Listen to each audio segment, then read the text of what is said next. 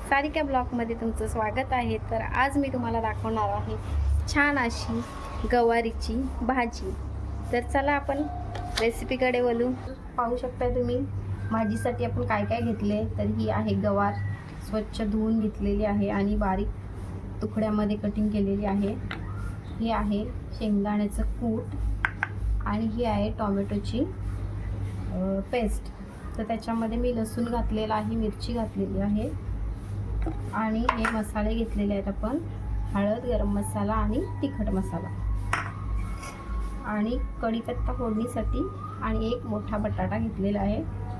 तर असे छोटे कट करून घेतलेले आहेत मी। तर इकडे मी तेल गरम करायला ठेवलेलं आहे। तर आपण आता हे फ्राय करून घेणार आहोत। आपलं तेल गरम झालेलं आहे। तर आता आपण पहिली गवार आपली जी कापून घेतलेली आहे ती फ्राय करून घ्यायची आपल्याला।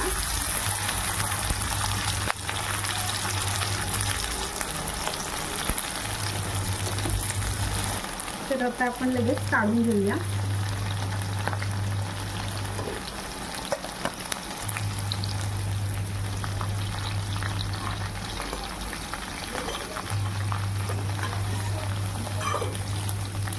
आता आपण त्याच्यामध्ये बटाटा कटिंग केलेला आहे तो सुद्धा फ्राय करून घेणार आहोत।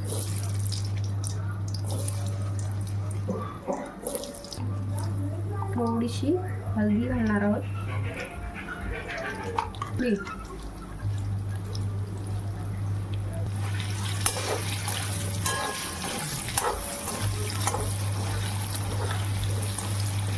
तर हे आपल्याला हाफ फ्राय करून घ्यायचे आहे। आपला बटाटा झालेला आहे। तर हळद आणि मीठ घातल्यामुळे पाहू शकताय कशी कोटिंग आलेली आहे, खाली चिटकत सुद्धा नाही। तर आपण आता काढून घेऊया। तर आता आपण त्याच्यामध्ये घालणार आहोत कढीपत्ता छान आणि आपली ही प्युरी।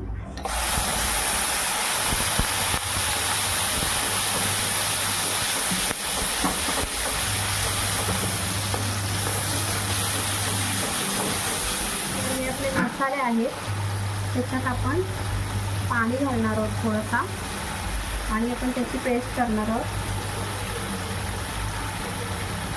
त्याच्यामध्ये घालणार आहोत।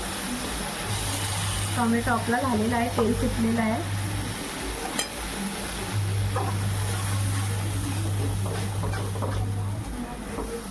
छान अशी ग्रेव्ही होणार आहे। थोडीशी शिजवून घ्यायची आपल्याला, तेल सुटेपर्यंत जरा।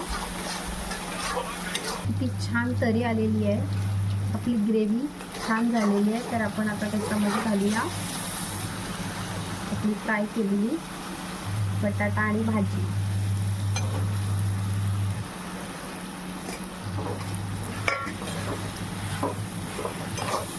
तर आता थोडीशी मीडियम गॅस करते। आपण त्याच्यामध्ये घालणार थोडासा दाण्याचा कूट।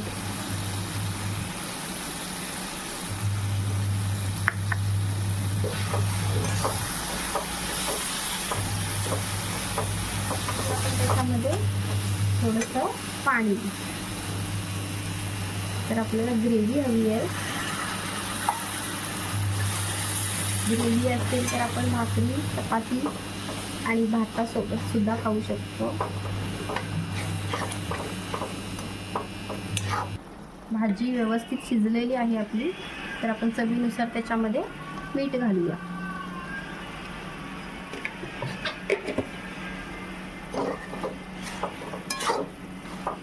पाहू शकताय तुम्ही किती छान तरी सुटलेली आहे, यम्मी यम्मी भाजी आहे। तर आपण कोथिंबीर घालूया त्याच्यावरती।